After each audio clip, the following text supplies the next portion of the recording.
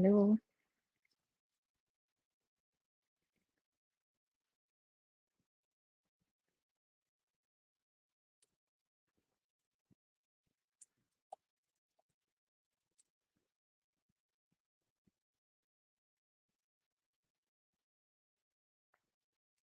Okay, a very good evening to our wonderful viewers. And today we are actually going to touch base on a very important topic in conjunction of Cervical Cancer Awareness Month, which is the Guardians of Women Health, a deep dive into understanding cervical cancer and HPV.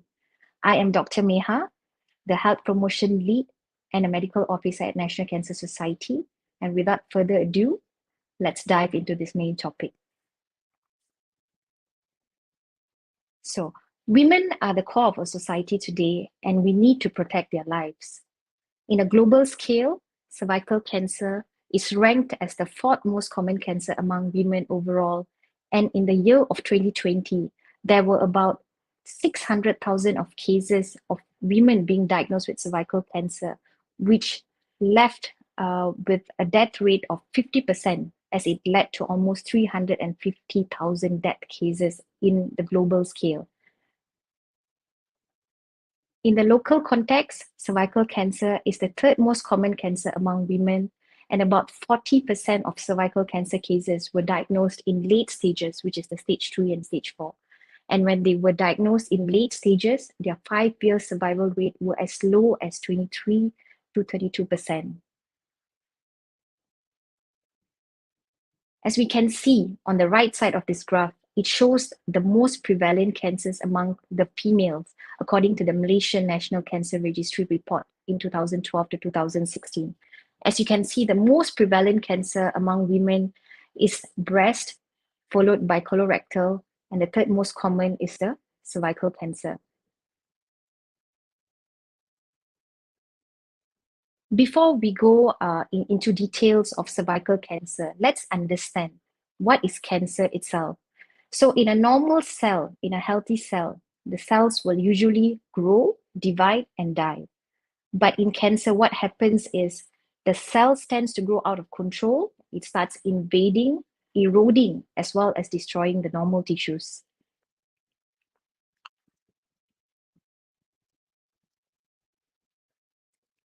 So when it happens in the cervix, that is when cervical cancer begins. So let's look at the location of cervix. As many of y'all might have already known, it is located in the lower and the most narrow end of the uterus. The cervix connects the upper part of the uterus, which is the womb, to the vagina, which is the birth canal. And the uterus or the womb is known as the space where the baby grows when a woman is pregnant. There's 3 parts to the cervix, which is the ectocervix, which is the portion that projects into the vagina, endocervix, which is the inner part of the cervix, and endocervical canal is the passageway from inside the uterus to the vagina. So this is a direct visualization of how a normal cervix looks compared to a cervix that is infected with cancer. So on the left side of the image, we can have a look that the cervix is very smooth of its surface and it's pink in color. Whereas on the right image, we can see that the surface is very rough, it has got bleeding, it looks very friable, and it has multiple lesions. So what are the risk factors when we talk about cervical cancer? The most common risk factor associated with cervical cancer is known as the human papillomavirus infection, which we will later discuss in details. Smoking, oral contraceptive pills, being overweight or obese, as well as overconsumption of alcohol, and most importantly, if a person has been having multiple sexual partners and been having unprotected sex, it puts them at a very high risk of developing cervical cancer. Okay, so when we talk about human papillomavirus, it is a very small, non-enveloped, double-stranded DNA virus, and it is usually present in individuals who are sexually active. And this virus can infect the both genders, which is the male and the female, and usually it is transmitted through a sexual contact. And currently there are about 200 of HPV strains that have been identified. Okay, so what can this HPV virus do? It is very commonly associated with many types of cancers as well as diseases. The most common one, which is the cervical cancers, anal cancers, vaginal cancers, vulvar cancers, and it can also cause genital warts. So for the high risk or high risk HPV strains, it usually causes cancer, whereas the low HPV strains will usually cause anogenital warts or any warts on the rest of the part of the body. So what are the risk factors when we speak about HPV infection? So as I mentioned earlier, HPV is usually contracted through a sexual activity.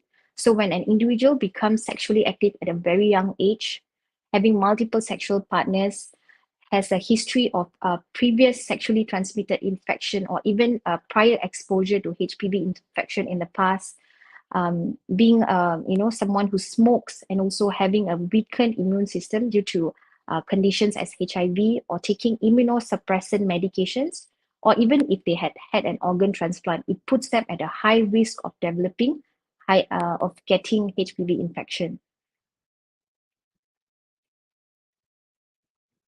Okay, so let's look at the sign and symptoms. So for the signs of cervical cancer, any sort of bleeding from the vagina, especially after any sexual activity, postmenopause, or even having intermenstrual bleeding is a warning sign. And if a woman has got an abnormal or bad smelling or foul smelling discharge from the vagina, it is also a early sign of cervical cancer. But when we start noticing there's blood in the urine, meaning that the cancer has probably spread to the adjacent organ, which is the urinary bladder, which is the closest in contact with the cervix. So when the cancer has spread to the urinary bladder, we might tend to notice slight blood in the urine. As well as for the symptoms, any pain during sexual intercourse, any pain around the pelvic region as well as the lower belly is also a sign, an early symptom of cervical cancer. When the cancer has spread to a different organ, for example, the urinary bladder or the rectum, many people might start experiencing difficulty to urinate or to defecate. And when the mass tends to go bigger, it tends to compress on the bladder and making that individual to have much more frequent urination and feeling that the bladder is usually full. Okay, so let's look at how does cervical cells develop into cervical cancer.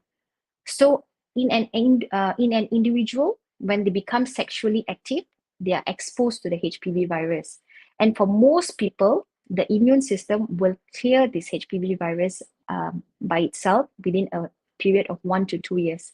But if this virus it persists in the body and it causes persistent infection, it will subsequently lead to low grade or high grade abnormalities within the cervix. And if the high grade abnormality is not treated, it will grow to become cervical cancer, but in a span of 10 to 15 years. So it is very important to understand that once a person is becoming sexually active, till they get the HPV virus, and till the end that they develop the cervical cancer, it takes up to about 15 to 20 years time period. So cervical cancer screening is very important, as when you are already sexually active, it is able to detect this HPV virus even before any cellular changes occurs. Whereas the pap smear test will detect the cell changes once the changes has occurred. Okay, so can HPV infection be treated overall? There is no definite treatment for HPV infection, but we need to understand that most of these HPV infections will resolve by its own within 1 to 2 years' time. So from the initial point where you're infected with HPV virus up till the development of cervical intraepithelial neoplasia, which is called the CIN, up till the cervical cancer, it takes a very long time. So if we know that cervical cancer is one of the most preventable and screenable cancers, it is very crucial to take part in the primary and the secondary prevention, which I will further discuss in this talk. Okay, so as we know, and I emphasized earlier, almost 95% of cervical cancer is caused by the human papillomavirus, which is the HPV virus. And it is proven that HPV vaccination reduces up till 90% of cervical cancer incidences around the world. Okay, as what I mentioned earlier, we're going to look into the primary prevention, which is the HPV vaccination. So what this vaccine does is that it builds the antibodies against this HPV virus, which the antibodies will in turn, stop the virus from attacking the cervix. Okay, so once the HPV vaccine is injected into the body's immune system will respond to the vaccine by producing antibodies to fight the HPV virus. So these antibodies will tend to build up in the body without causing any infection or reaction. So once we are exposed to the virus, the antibodies will act to fight these viruses and subsequently remove it from our system. So in terms of HPV vaccination, what it does is it slowly builds up the immunity towards the virus itself.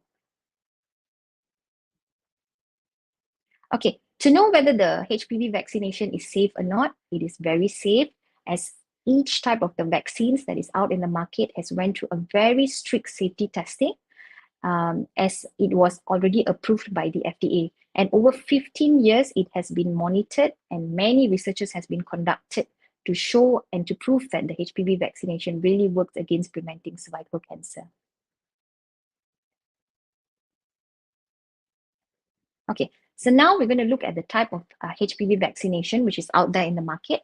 So the most left image shows that it's a Cervarix vaccine, which is a bivalent vaccine, which prevents or protects against two different strains, which is the HPV 16 and 18, which was known to be the most common strain to cause cervical cancer.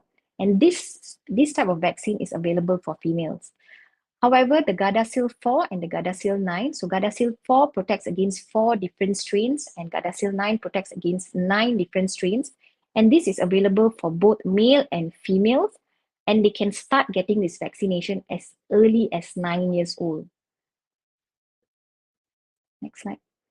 Okay, so the main question here, should children get the HPV vaccine? The answer is a definite yes. And WHO has also recommended that children should be getting their HPV vaccine.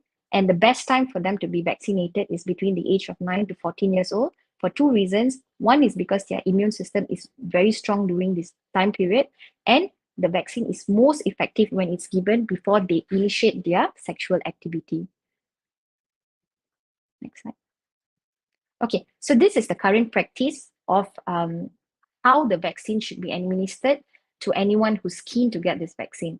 So according to the new guideline from the Ministry of Health in Malaysia, so any girls aged between 9 to 20, a one-dose schedule is recommended, whereas for those who are above the age of 20, a two-dose schedule is recommended for them. Next slide. Okay, so when we talk about secondary prevention, always remember about the screening methods. There's two ways of it. One is the HPV DNA test, which is done through a self-collecting sample, where we will give you a self-collecting kit, which is to be done every 5 years once. Or else they can also choose to do an alternate test, which is called the pap smear, which is to be done every 3 years once. And this pap smear test has to be done by a medical doctor or a nurse, as they will be the ones collecting the samples. As for your HPV DNA test, it's also known as the self-collection kit test. Next slide. Okay, so now we're going to look at the types of cancers. All right, so there are two main types of this cervical cancer, which is primarily the squamous cell carcinoma and the adenocarcinoma. So the squamous cell carcinoma makes up almost 90% of the cervical cancer cases, and it originates from the exocervix, on the lower part of the cervix, which opens into the vagina. Whereas for the adenocarcinoma, this belongs to the rest of the cancer groups and cervical cancer groups that does not belong to the squamous cell carcinoma. And this originates from the endocervix region. Okay, so this is going to be a slide regarding the different stages of cervical cancer. As you can see, in stage 1, the cancers or the tumors are usually very small. It's very confined and localized to the cervix and has not spread to any other parts. In stage 2, the cancer would have grown in size and might have spread to the nearest lymph nodes and all that. And for stage 3, the cancer would have spread to the lower part of the vagina or the pelvis, all right? And in stage 4, the cancer would have spread beyond the pelvic region to other organs. So this slide is to have a better understanding or pictorial memory on how different stages looks like in terms of cervical cancer diagnosis. All right, so now we're going to look at the differences between screening and diagnostic tests that is available out there. So a screening test is used to detect any potential disease indicators, whereas a diagnostic test is to establish the presence or absence of a disease. So a screening test is generally done among individuals who do not have symptoms, but however, they belong to the high risk group, meaning the risk of getting that certain cancer is higher compared to the other group. Whereas for a diagnostic test, it is done to establish a diagnosis, meaning those with symptoms and those individuals with a positive screening results need to undergo a diagnostic test to establish a diagnosis. So screening tests compared to diagnostic tests are mostly very simple, acceptable, and also it is cost effective. All right. So in a screening test, usually the test that is done will have a high sensitivity because its aim is not to miss out any potential diseases. Whereas in a diagnostic test, the tests are usually will have a high specificity rate because we want to give a much more accurate and precise results. And a positive screening test means that there's suspicion of a disease and we need to do or undergo a further confirmation test to confirm the diagnosis. Whereas a positive diagnostic test means a definite diagnosis by itself. Right, as I mentioned earlier, screening test is much more cost effective and the diagnostic test might be much more higher in terms of cost, as it might involve much more invasive and more sophisticated procedures. Okay, so in terms of diagnostic methods, there's two ways. One is colposcopy. So if there's any abnormality that was detected through your pap smear test or your HPV DNA test, colposcopy will be done to have a better visualization of the cervix and to identify an abnormal cell source. Whereas a biopsy will be done if there was any abnormal parts detected during the colposcopy test. So what will be done is that a portion of the cervix will be extracted, all right, to be examined under the microscope to identify for any abnormal cells. Okay, so when someone asks, what are my treatment options like in terms of cervical cancers? So there are three main treatment options, which is the surgery, radiotherapy, as well as chemotherapy. So in surgeries, generally it involves the procedure, which is the operation, where we need to cut and remove the tumors or the lesion itself. As for radiation, it uses high energy rays, like X-rays, to kill the cancer cells. And in terms of chemotherapy, it uses a different type of medications, which is used to shrink or to kill the cancer cells. And these medications are usually in tablet or in intravenous form. All right, this slide is to explain the survival rate of cervical cancer based on the stages that it is detected. As we can see, when it is detected at an early stage, which is stage 1, the survival rate is as high as 75.3%, and we can see a steep decline in the survival rate as it approaches a much more advanced stage. As you can see that the stage 4 only shows about 23% of the survival rate.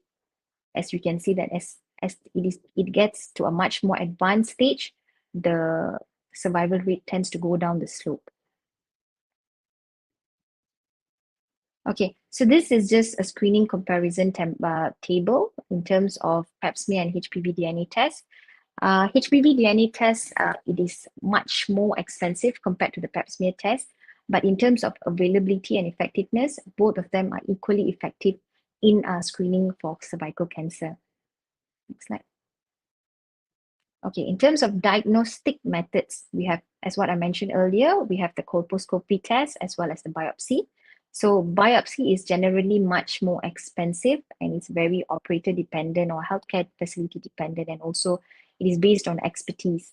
Whereas in terms of availability and effectiveness, these two tests are proven to be effective in terms of cervical cancer diagnosis. Okay, so the take-home message today that after this entire talk is that early screening and routine screening really saves life. Do go forward for your screening, as if we are able to detect any abnormalities at an earlier stage, your survival rate is much, much more higher, and the effectiveness of the treatment is much more better compared to when you present at a more advanced stage, because the treatment options might be limited, and the prognosis might not be so great. All right. So today I think we had a good session on introducing the topic of a very important topic, cervical cancer, its interconnection with the HPV virus, as well as the importance of HPV vaccination. All right. So I hope that at the end of the talk today, many of you all might be much more aware and be able to get insight regarding the cervical cancer, and do spread this word around. Thank you very much for your time. And last but not least, I would like to speak about a campaign that is run by NCSM currently, which is called the Leaving No One Behind. All right. So our mission is actually to eliminate cervical cancer in Malaysia. So as we know that HPV vaccine protects women and girls against cervical cancer, so let's stop the problem at its root itself. So do support our campaign by to eliminate in our drive to eliminate cervical cancer in Malaysia. And this vaccination drive is actually targeting the underprivileged and vulnerable girls who have not received their HPV vaccine. And with a 30 ringgit minimum donation, it will help us to vaccinate one girl. All right. So with this, I end the session today.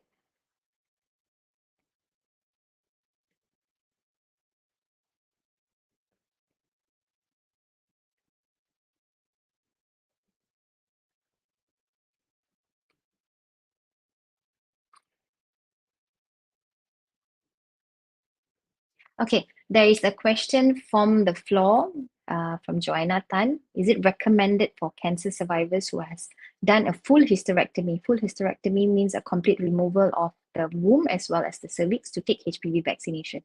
As what I mentioned earlier, the recommended age to get this HPV vaccine is between 9 to 45 years old, and it is most effective when it's taken before you become sexually active. So this is the primary prevention. And if you have crossed beyond that age, so, and also since a full hysterectomy has been done, secondary prevention is not needed. All right. And also if you still belong in the age category between until the age of 45, you are advised to take a HPV vaccine. Because as you know that HPV vaccine it does not only protects against cervical cancer, but it protects against the other sort of cancers like anal, vulva cancers, penile cancers, for both genders, I'm saying in general.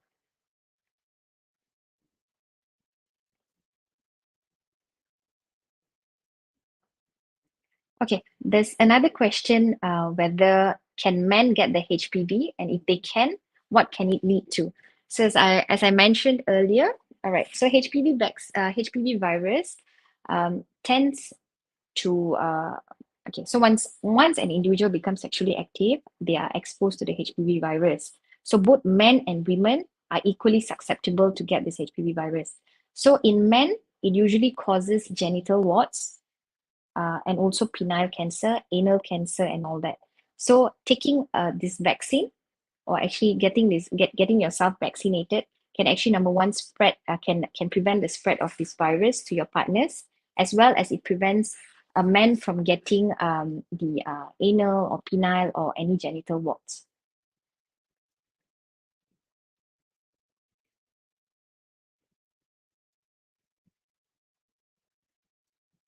Okay, there's a question from the floor that does a thickened cervical wall for a menopausal lady needs to be followed up?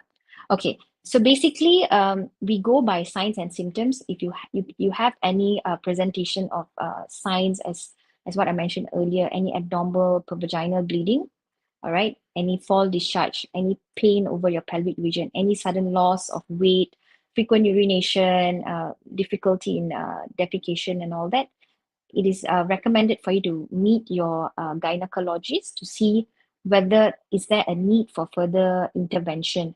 But usually, just a general term of thickened cervical wall does not warrant you for any further checkup unless if you present with any signs or symptoms.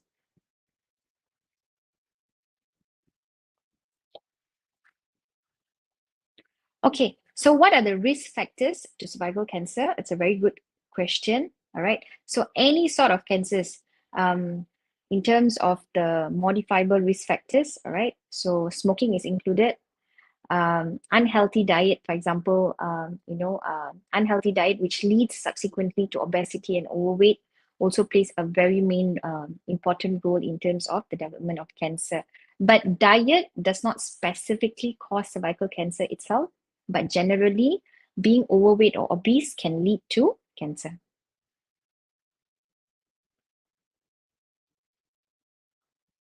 Okay, this is a very interesting question as someone from the floor asked, how often should I be screened for cervical cancer? Okay, so for the secondary prevention, which we have the HPV DNA test as well as the pap smear test. So HPV DNA can be done every 5 year once, and pap smear test is to be done every 3 years once. So the age to start the screening will ideally start between the age of 30 to 65 years old in women who are sexually active. And if they have actually had a past history or past record of their pap smear or HPV done in the past 10 years and it has always been negative, at the age of 65, they can stop the screening. We do not want to screen people at the age below 30 because they might have this virus in them in their body, but as what I mentioned, our immune system will naturally clear this virus by itself within 1 to 2 years. So if we start screening them at a very early age, we might pick up the HPV virus, which will put them to go for further unnecessary further investigation. So the age for screening begins at the age of 30 to 65 years old through HPV DNA test or a pap smear test.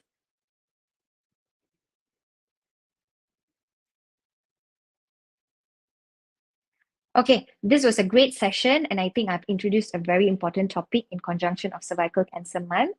All right, it's very important to take note of this topic and always go forward for screening because early screening saves life. Thank you very much. Good night, viewers, and I hope it was a very insightful session today. Thank you.